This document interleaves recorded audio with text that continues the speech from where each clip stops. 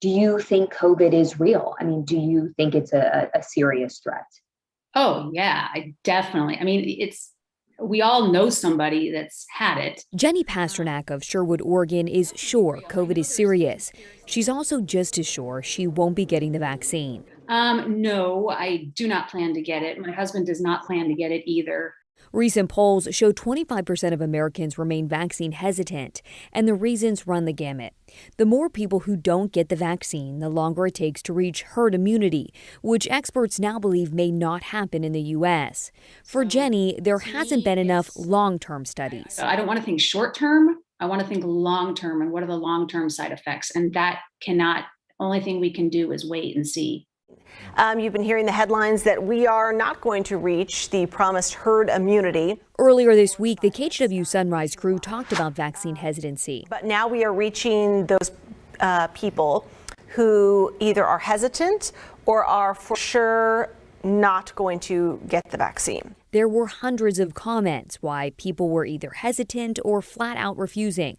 John wrote, "The problem is that there is really no incentive to get the vaccine. Vaccinated or not, you still share the same restrictions with those who aren't vaccinated." That's a common sentiment, but it's not true.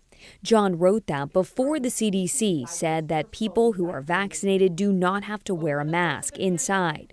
And Governor Brown announced all counties with a 65% vaccination rate of people 16 or older can move to lower risk. That means more things will be open.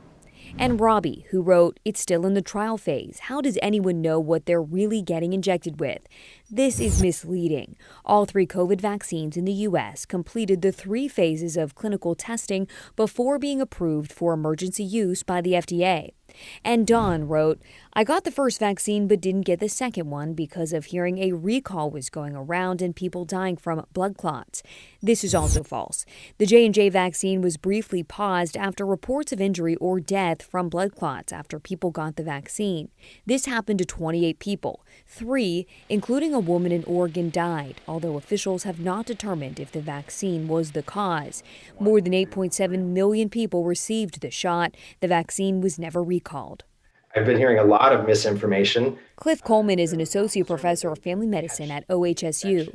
He hears from patients who either want more information or wholeheartedly believe misinformation. But the people who are really adamant that they don't want it are often citing information that's just factually incorrect. And a lot of vaccine misinformation starts and spreads online. A recent report by Media Matters found 110 active anti-vaccine groups on Facebook. The groups have tens of thousands of members and spread debunked and false claims about the vaccine.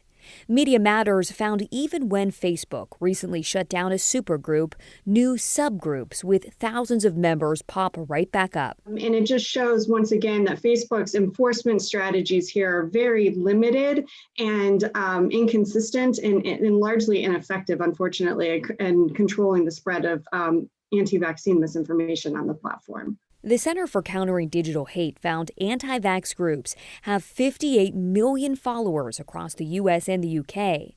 And 65% of the vaccine misinformation shared online originates with 12 individuals and the networks they have around them. So doctors have the harder job because doctors have to persuade people to go and actually get off their sofas and go and take the vaccine.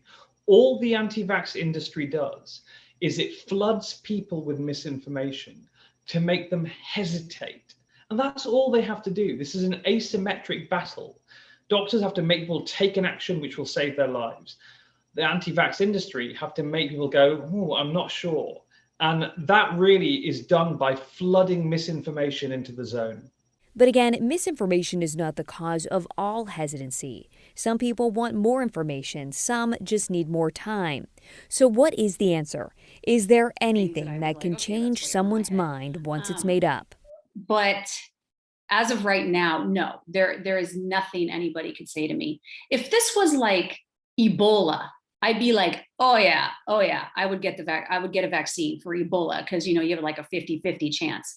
So no, I'm not. There's nothing anyone really could say on this one. But physicians like Dr. Coleman are more optimistic. He believes it will take one-on-one conversations between vaccine-hesitant people and their doctors to turn the tide of hesitancy. So really the approach is to keep an open mind, recognize that differences in understanding occur. The Biden administration is now moving away from the mass vaccination sites and sending more vaccines to doctors. That means more conversations about why people are hesitant and maybe more shots in arms. People don't have the same kind of background training that folks who work in healthcare necessarily do. And trying to be non-judgmental and creating and opening a space for a dialogue is really the key. I'm Kristen Severance, KGW News. Welcome to history. Good job.